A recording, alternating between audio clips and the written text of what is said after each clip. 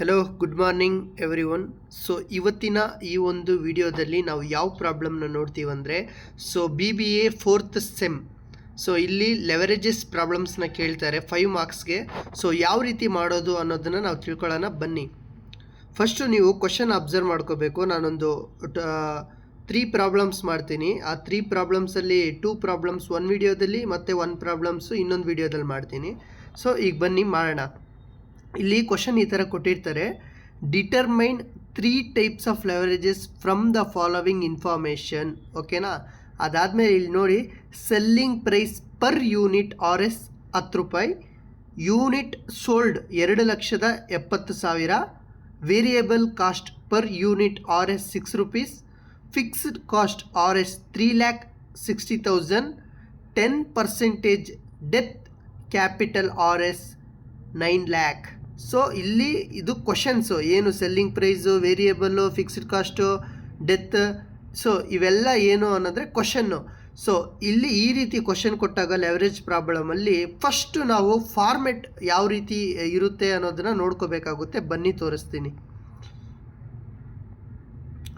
So question ಈ ರೀತಿ ಕೊಟ್ಟಾಗ ದಯವಿಟ್ಟು ಫಾರ್ಮೆಟ್ ವೆರಿ ಸಿಂಪಲ್ಲು. ಇದನ್ನು ಹೇಗಾದರೂ ಮಾಡಿ ಬಾಯಟ್ ಮಾಡ್ಕೊಳ್ಳಿ. ಇದನ್ನು ಬಾಯಟ್ ಮಾಡಿದಾಗ ನಿಮ್ಗೆ ಲೆಕ್ಕ ಮಾಡೋದಕ್ಕೆ ಸುಲಭ ಆಗುತ್ತೆ.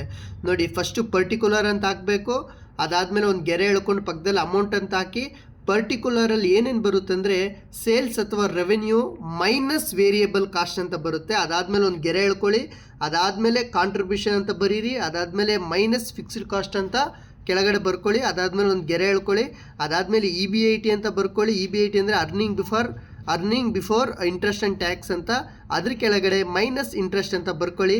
ಅದಾದಮೇಲೆ ಇನ್ನೊಂದು ಗೆರೆ ಹೇಳ್ಕೊಂಡು EBT ಅರ್ನಿಂಗ್ ಬಿಫೋರ್ ಟ್ಯಾಕ್ಸ್ ಅಂತ ಕರೀತಾರೆ. ಸೊ ಇದಾದಮೇಲೆ ಇಲ್ಲಿ ಅಮೌಂಟ್ ಜಾಗದಲ್ಲಿ ಏನೇನು ಅಮೌಂಟ್ ಬಂದಿದೆ ಅನ್ನೋದನ್ನು ನಾವು ಅಪ್ಲೈ ಮಾಡಬೇಕಾಗುತ್ತೆ. ಸೊ ಇದು ಫಾರ್ಮೆಟ್. ಈ ಫಾರ್ಮೆಟ್ನ ನೀವು ದಯವಿಟ್ಟು ಕರೆಕ್ಟಾಗಿ ಬಾಯಟ್ ಮಾಡ್ಕೊಳ್ಳಿ. ಅದಾದಮೇಲೆ ಈಗಲೇ ಹೇಳ್ಬಿಡ್ತೀನಿ, ಈ ಫಾರ್ಮೆಟ್ನ ಬರ್ಕೊಂಡಿದ್ದ ತಕ್ಷಣವೇ ಕೆಳಗಡೆ ನೀವು ಇದನ್ನು ಬರ್ಕೋಬೇಡಿ. ಏನು ನೋಡಿ, operating leverage is equal to contribution divided by EBIT ಏನು ಬರುತ್ತೆ ಅನ್ನೋದನ್ನು ಇಲ್ಲಿ ನಾವು ಡಿವೈಡೆಡ್ ಮಾಡ್ಕೋಬೇಕು ಆನ್ಸರಲ್ಲಿ. ನೀವು ಈ ಫಾರ್ಮೆಟ್ನ ಬರ್ಕೊಂಡಿದ್ದ ತಕ್ಷಣವೇ ಕೆಳಗಡೆ ಇದನ್ನು ಬರ್ಕೋಬೇಕಾಗುತ್ತೆ.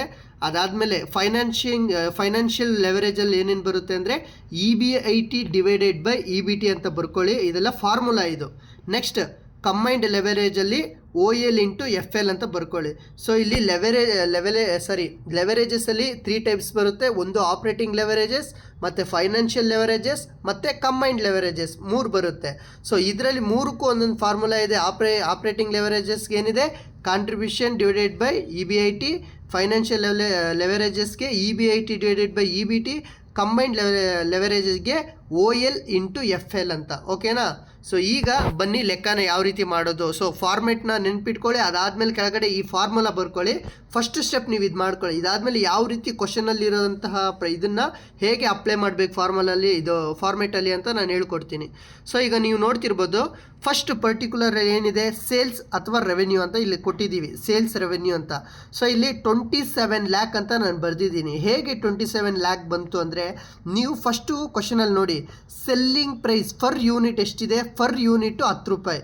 ಸೊ ಇಲ್ಲಿ ಯೂನಿಟ್ ಸೋಲ್ಡ್ 2,70,000 ಯೂನಿಟ್ ಸೋಲ್ಡ್ ಅಂತ ಕೊಟ್ಟಿದ್ದಾರೆ. ಸೊ ಏನು ಮಾಡಬೇಕು ಅಂತಂದಾಗ 10 ಇಂಟು 2,70,000 ಮಾಡಿದಾಗ ನಮಗೆ ಏನು ಬರುತ್ತೆ, 27 lakh ಬರುತ್ತೆ. ಸೊ ಅರ್ಥ ಮಾಡ್ಕೊಳ್ಳಿ. ಏನೇ ಕ್ವಶನ್ ಕೊಟ್ಟಾಗ ಕೆಲವೊಂದು ಟೈಮಲ್ಲಿ ಈ ಸೆಲ್ಲಿಂಗ್ ಪ್ರೈಸ್ ಅನ್ನೋ ಇದರಲ್ಲಿ ಡೈರೆಕ್ಟಾಗಿ 27 ಲಕ್ಷ ಅಂತ ಕೊಟ್ಟಿರ್ತಾರೆ. ಕೆಲವೊಂದು ಟೈಮಲ್ಲಿ ಯೂನಿಟ್ 10,000 RS ಯೂನಿಟ್ 10 ಅಂತ ಕೊಟ್ಬಿಟ್ಟು ಯೂನಿಟ್ ಸೋಲ್ಡ್ ಇಷ್ಟಾಗಿದೆ 2 ಇಂಟು ಮಾಡಿ ಅಂತ ಈ ಥರ ಕೊಡ್ತಾರೆ.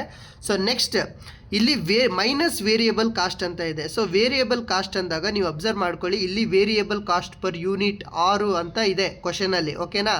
ಸೊ ಏನಿದು ಬೇರೆ ವೇರಿಯಬಲ್ ಕಾಸ್ಟ್ ಪರ್ ಯೂನಿಟ್ 6 ಕೊಟ್ಟಿದ್ದಾರಲ್ಲ, ಏನು ಬೇರೆ 6 ಬರಿಬೇಕಂದ್ರೆ ನೋ.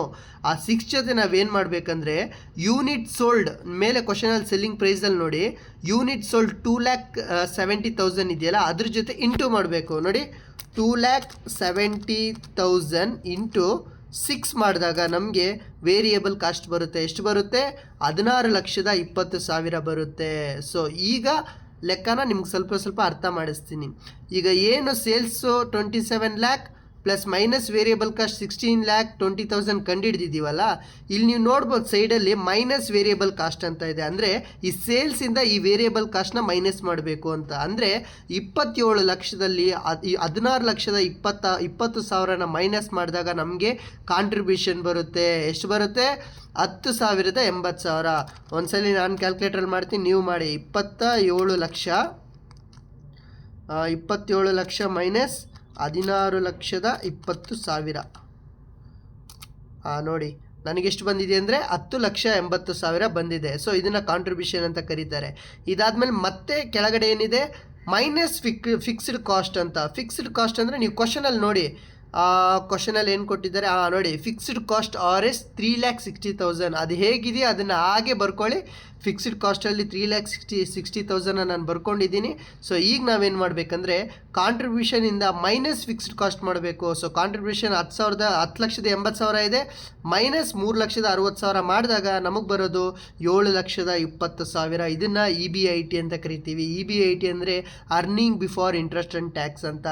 ಓಕೆ, ನೆಕ್ಸ್ಟ್ ಅದಾದಮೇಲೆ ಮೈನಸ್ ಇಂಟ್ರೆಸ್ಟ್ ಅಂತ ಕೊಟ್ಟಿದೆ. ಮೈನಸ್ ಇಂಟ್ರೆಸ್ಟ್ ಏನಪ್ಪ ಕೊಟ್ಟಿದ್ದಾರೆ ಅಂತಂದಾಗ, ಇಂಟ್ರೆಸ್ಟ್ ಹೆಂಗೆ ಬಂತು ಅಂತ ಕೊಟ್ಟಿದ್ದಾರೆ ಅಂದಾಗ ನೋಡಿ, ಅಲ್ಲೆಲ್ಲೂ ಇಂಟ್ರೆಸ್ಟ್ ಅಂತ ಮೆನ್ಷನ್ ಆಗಿಲ್ಲ. ಓಕೆನಾ? ಕ್ವಶನಲ್ಲಿ ಏನು ಕೇಳಿದ್ದಾರೆ? 10% ಡೆತ್ ಕ್ಯಾಪಿಟಲ್. ಸೊ ಇಲ್ಲಿ ಡೆಪ್ತ್ ಅಂದರೆ ಅರ್ಥ ಮಾಡ್ಕೋಬೇಕು, ಇಂಟ್ರೆಸ್ಟ್ ಅಂತ. ಏನೋ ಡೆಟ್ ಅಥವಾ ಡಿಬೆಂಚರ್ ಇದು ಏನೇ ಒಂದು ಕೊಟ್ಟಿದ್ರು ಇಲ್ಲಿ ಇಂಟ್ರೆಸ್ಟ್ ಅಂತ ನಾವು ಕನ್ಸಿಡರ್ ಮಾಡ್ಕೋಬೇಕಾಗುತ್ತೆ. ಇಲ್ಲಿ 10% ಡೆಟ್ ಕ್ಯಾಪಿಟಲ್ RS ಎಷ್ಟು? 9 ಲಕ್ಷಕ್ಕೆ ಕೊಟ್ಟಿದ್ದಾರೆ ಅಂತಂದಾಗ ನಾವೇನು ಮಾಡಬೇಕಂದ್ರೆ 10 ಇಂಟು 9 lakh. ಈ 9 lakh ಮಾಡಿದ ತಕ್ಷಣ ನೀವು ಈಸಿಕ್ವಲ್ಟ್ನ ಒತ್ತಬಾರ್ದು, ಅಲ್ಲಿ ಪರ್ಸೆಂಟೇಜ್ ಸಿಂಬಲ್ ಇರುತ್ತೆ ನೋಡಿ ಆ ಕ್ಯಾಲ್ಕುಲೇಟ್ರಲ್ಲಿ, ಅದನ್ನು ಒತ್ತಿರಿ. ಅದನ್ನು ಒತ್ತಿದಾಗ ನಿಮಗೆ 90,000 ಬರುತ್ತೆ. ಸೊ ಆ ಒಂದು 90,000ನ ನೀವು ಇಂಟ್ರೆಸ್ಟಲ್ಲಿ ಬರಿಬೇಕಾಗುತ್ತೆ. ಅದಾದಮೇಲೆ ಈಗ EBIT ಮೈನಸ್ ಇಂಟ್ರೆಸ್ಟ್ ಮಾಡಿದಾಗ, EBITಯಲ್ಲಿ ಇಂಟ್ರೆಸ್ಟ್ನ ಮೈನಸ್ ಮಾಡಿದಾಗ ಅಂದರೆ 7,20,000ದಲ್ಲಿ 90,000 ಮೈನಸ್ ಮಾಡಿದಾಗ ನಮಗೆ EBT ಅಂದರೆ ಅರ್ನಿಂಗ್ ಬಿಫೋರ್ ಟ್ಯಾಕ್ಸ್ ಉಳಿಯುತ್ತೆ. ಎಷ್ಟು ಉಳಿಯುತ್ತೆ? 6,30,000. ಸೊ ಇಲ್ಲಿಗೆ ಈ ಫಾರ್ಮೇಟಲ್ಲಿ ನಾವು ಏನೇನು ಫಿಲ್ ಮಾಡಬೇಕು ಎಲ್ಲ ಮಾಡಿದ್ದೀವಿ. ಸೊ ಈಗ ನಾನು ಏನು ಕೆಳಗಡೆ ನಿಮಗೆ ಈ ಒಂದು ಫಾರ್ಮುಲಾ ಬರ್ಸಿದ್ನಲ್ವಾ, ಏನು ಆಪ್ರೇಟಿಂಗ್ ಲೆವರೇಜಸ್, ಫೈನಾನ್ಷಿಯಲ್ ಲೆವರೇಜಸ್, ಕಂಬೈನ್ಡ್ ಲೆವರೇಜಸ್. ಸೊ ಈ ಫಾರ್ಮೆಟ್ ಪ್ಲಸ್ ಈ ಫಾರ್ಮುಲಾ ಎರಡೂ ನೆನ್ಪಿಟ್ಕೊಳ್ಳಿ. 5 ಮಾರ್ಕ್ಸ್ 100% ಈಸಿ ಸಮ್ ಇದೆ, ಮಾಡ್ಬೋದು. ಸೊ ಬನ್ನಿ ಈಗ ಕಾಂಟ್ರಿಬ್ಯೂಷನ್ ಜಾಗದಲ್ಲಿ ಈಗ ಆಪ್ರೇಟಿಂಗ್ ಲೆವರೇಜಲ್ಲಿ ಕಾಂಟ್ರಿಬ್ಯೂಷನ್ ಡಿವೈಡೆಡ್ ಬೈ EBT ಅಂತ ಫಾರ್ಮುಲಾ ಇದೆ. ಸೊ ಇಲ್ಲಿ ಬನ್ನಿ ನೋಡಿ, ಕಾಂಟ್ರಿಬ್ಯೂಷನ್ ಎಷ್ಟಿದೆ? 10,80,000 ಬರ್ದಿದ್ದೀನಾ? ನೆಕ್ಸ್ಟ್ EBIT ಎಷ್ಟಿದೆ? 7,20,000 ಇಲ್ಲಿ ಬರ್ದಿದ್ದೀನಾ? ಸೊ 10,80,000 ಡಿವೈಡೆಡ್ ಬೈ 7,20,000 ಮಾಡಿದಾಗ ನಮಗೆ 1.5 ಆನ್ಸರ್ ಬರುತ್ತೆ. ಓಕೆನಾ? ಇದನ್ನು ಹಂಗೆ ಒಂದು ಬಾಕ್ಸ್ ಹಾಕ್ಕೊಂಡು ಬರ್ಕೊಳ್ಳಿ. ನೆಕ್ಸ್ಟ್ ಫೈನಾನ್ಷಿಯಲ್ ಲೆವರೇಜ್ ಸೂತ್ರ ಏನು ಬರ್ದಿದ್ದೀವಿ? EBIT ಎಷ್ಟು ಬರ್ದಿದ್ದೀವಿ ಇಲ್ಲಿ ನೋಡಿ, EBIT 7,20,000. ಓಕೆ, 7,20,000 ಬರ್ದಿದ್ದೀವಿ. EBT ಕೆಳಗಡೆ ನೋಡಿ 6,30,000 ಇದೆ. ಸೊ 6,30,000 ನಾವು ಹಾಗೆ ಬರ್ದಿದ್ದೀವಿ. ಸೊ ಆಗ 7,20,000 ಜೊತೆಗೆ 6,30,000 ಡಿವೈಡೆಡ್ ಮಾಡಿದಾಗ 1.14 ಬಂದಿದೆ. ಸೊ ಇದನ್ನು ಹಾಗೆ ಇಟ್ಕೊಳ್ಳಿ. ಈಗ ಚೆನ್ನಾಗಿ ನೆನ್ಪಿಟ್ಕೊಳ್ಳಿ, ಆಪ್ರೇಟಿಂಗ್ ಲೆವರೇಜ್ ಮತ್ತು ಫೈನಾನ್ಷಿಯಲ್ ಲೆವರೇಜಲ್ಲಿ ನಾವು ಕಾಂಟ್ರಿಬ್ಯೂಷನ್ ಡಿವೈಡೆಡ್ ಬೈ EBIT ಮತ್ತು ಫೈನಾನ್ಷಿಯಲ್ ಲೆವರೇಜಲ್ಲಿ EBIT ಡಿವೈಡೆಡ್ ಬೈ EBT ಅಂತ ಮಾಡಿದ್ವಿ.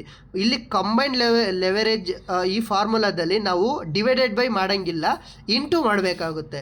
ಯಾವ ರೀತಿ ಇಂಟು ಮಾಡಬೇಕಂದ್ರೆ, ಸೊ ಮೇಲ್ಗಡೆ ಏನು ನಮ್ಗೆ ಆನ್ಸರ್ ಬಂದಿದೆಯಲ್ಲ 1.5, ಅದಾದಮೇಲೆ ಕೆಳಗಡೆ ಏನು ಬಂದಿದೆಯಲ್ಲ 1.14, ಇದ್ರ ಜೊತೆಗೆ ಇಂಟು ಮಾಡಬೇಕು. ಇವೆರಡನ್ನ ನಾವು OL ಇಂಟು FL ಅಂತ ಕರಿತೀವಿ, ಮೊದಲನೇದು ಮತ್ತು ಎರಡನೇದು. ಸೊ ಅಲ್ಲಿ OL ಜಾಗದಲ್ಲಿ ನಾನು 1.5 ಹಾಕಿದ್ದೀನಿ. ಸೊ FL ಜಾಗದಲ್ಲಿ ಕೆಳಗಡೆ ಆನ್ಸರ್ ಬಂದಿರುತ್ತಲ್ಲ 1.14 ಅದನ್ನು ಹಾಕಿದ್ದೀನಿ. So answer is equal to 1.71. So ಈ ಪ್ರಾಬ್ಲಮ್ ನಿಮಗೆ ಈಸಿಯಾಗಿ ಅರ್ಥ ಆಗಿದೆ ಅಂತ ಅನಿಸುತ್ತೆ. ಸೊ ಇದು ನಿಮಗೆ 5 ಮಾರ್ಕ್ಸ್ ಕೊಡ್ತಾರೆ. ನನ್ನ ಸಜೆಷನ್ ಏನು ಅಂದರೆ, ದಯವಿಟ್ಟು ನೀವು ಫಸ್ಟು ಈ ಫಾರ್ಮೆಟ್ನ ಕಲ್ತ್ಕೊಳ್ಳಿ. ಅದಾದಮೇಲೆ ಕೆಳಗಡೆ ಇದು ಸೂತ್ರ ಇದೆಯಲ್ಲ, ಈ 3 ಸೂತ್ರ ಇದನ್ನು ಕಲ್ತ್ಕೊಳ್ಳಿ. ಅದಾದಮೇಲೆ ಕ್ವಶನಲ್ಲಿ ನಿಮಗೆ ಈ ರೀತಿ ಕೊಟ್ಟಿರ್ತಾರೆ ಕ್ವಶನ್ನ, ಅದನ್ನು ಡೈರೆಕ್ಟಾಗಿ ಅಪ್ಲೈ ಮಾಡ್ಕೊಂಡು ಹೋಗಿ. ಸೊ ಒಂದು ವಿಡಿಯೋ ನಿಮಗೆ ಅರ್ಥ ಆಗಿದೆ ಅನಿಸುತ್ತೆ, ನೆಕ್ಸ್ಟ್ ವಿಡಿಯೋ ಮಾಡ್ತೀನಿ. Thank you so much.